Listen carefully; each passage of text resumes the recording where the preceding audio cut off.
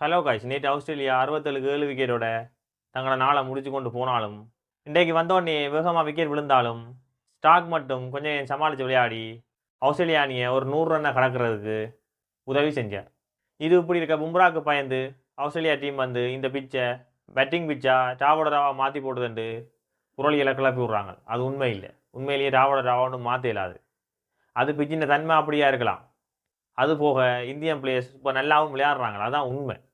சின்ன பொடியன் ஜேசுவால்னு பார்த்தா அவன் போட்டு ஆஸ்திரேலியாவை போட்டு நொறுக்கி ஆஸ்திரேலியாவை சோர்வடைய வச்சுட்டான்.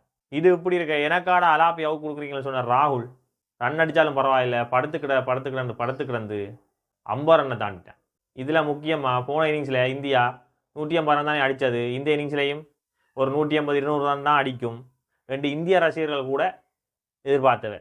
ஆனால் நெச்சதுக்கு மாறா 165 ரன் அடித்து போட்டாங்க இந்தியா. இன்னும் இந்த நாள் முடிகிறதுக்கு 10 ஓவர் ஏதோ கிடக்கு. அதுக்கு முன்னே நான் இந்த வீடியோ எடுக்கிறபடியா அந்த ஸ்கோரையும் உங்களுக்கு சொல்கிறேன். 165க்கு 0. இதில் ஜேசுவால் வந்து 86 ரன்னும் ராகுல் வந்து 50 தாண்டி விளையாடி கொண்டிருக்கிறாங்க. இதில் 2 நாளைக்கு முன்னம் உங்களோட ஆஸ்திரேலியா டீமில் இந்தியன் பிளேயர்ஸ் யாரையாவது எடுப்பீங்களோன்னு கேட்டால் அதுக்கு ஒரு தரையுமே நாங்கள் எடுக்க மாட்டோம் 2 தடிப்பாப்பா சொன்ன கமெண்ட்ஸுக்கு உங்கள் ஆஸ்திரேலியா டீமில் இருக்கிற எல்லாரையும் விட எங்கள் டீம்காரன் நல்லா விளையாடுவாங்கன்றதை சின்ன பொடியன் ஜேசுவால் காட்டிட்டான்.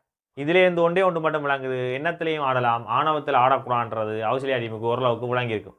அதுவும் ஆஸ்திரேலியா மண்ணில் வச்சு அடிக்கிறேன்டா, அது ஒரு சரியான கஷ்டம். இடையில் ஒரு கொஞ்ச காலம் வீக்காக இருக்க யாரும் வந்து அடிச்சிருக்கலாம்.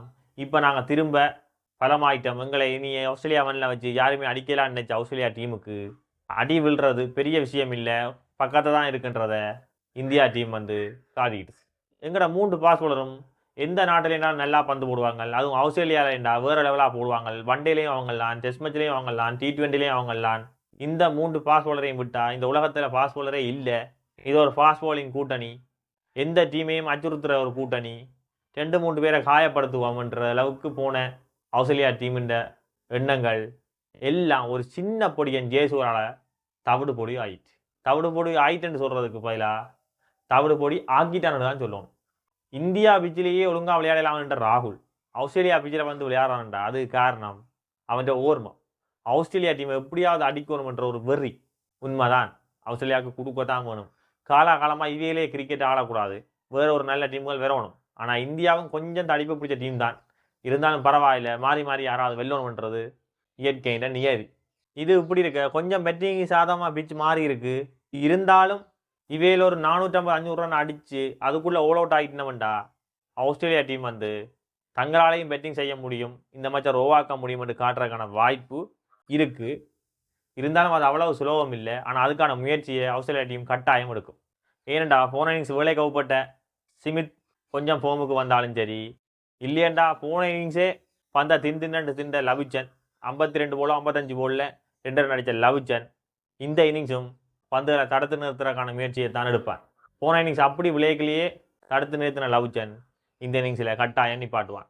கெட்டும் ஒரு அதிரடியை கொடுத்தா இந்த டெஸ்ட் மேட்சில் ஆஸ்திரேலியாவும் தன் ஆதிக்கத்தை கட்டாயம் செலுத்தும். ஆனால் இப்போ இந்த நிமிடம் வரைக்கும் இந்தியா தங்கட கண்ட்ரோலுக்குள்ள ஆஸ்திரேலியாவையும் சரி, இந்த போட்டியையும் சரி, ஒட்டுமொத்த கிரிக்கெட் ரசிகர்களையும் சரி, எல்லாரையும் தங்கட கைக்குள்ளே வச்சுருக்கிறாங்க. ஒரு வியப்புண்ட உச்சம் அளவுக்கு போகிற அளவுக்கு தான் இந்த மேட்ச் இருக்கு.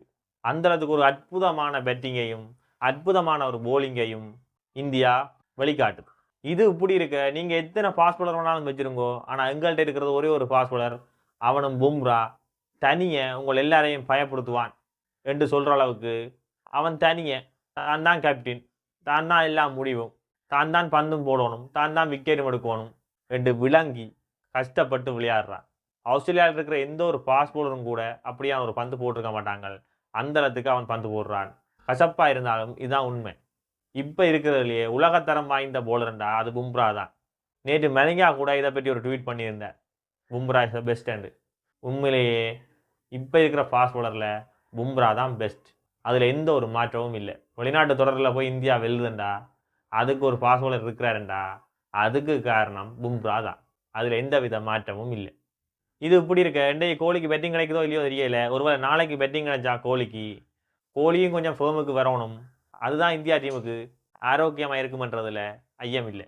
கோலி ஃபேமுக்கு வந்து ரோஹித் சர்மாவும் முன்னுக்கு பேட்டிங்கில் இறங்கி கொஞ்சம் ரன் அடித்து கொடுக்க இந்தியா டீமை வந்து உலகத்திலேயே எந்த டீமாலையும் அசைக்க முடியாமல் இருக்கும்ன்றது தான் உண்மை.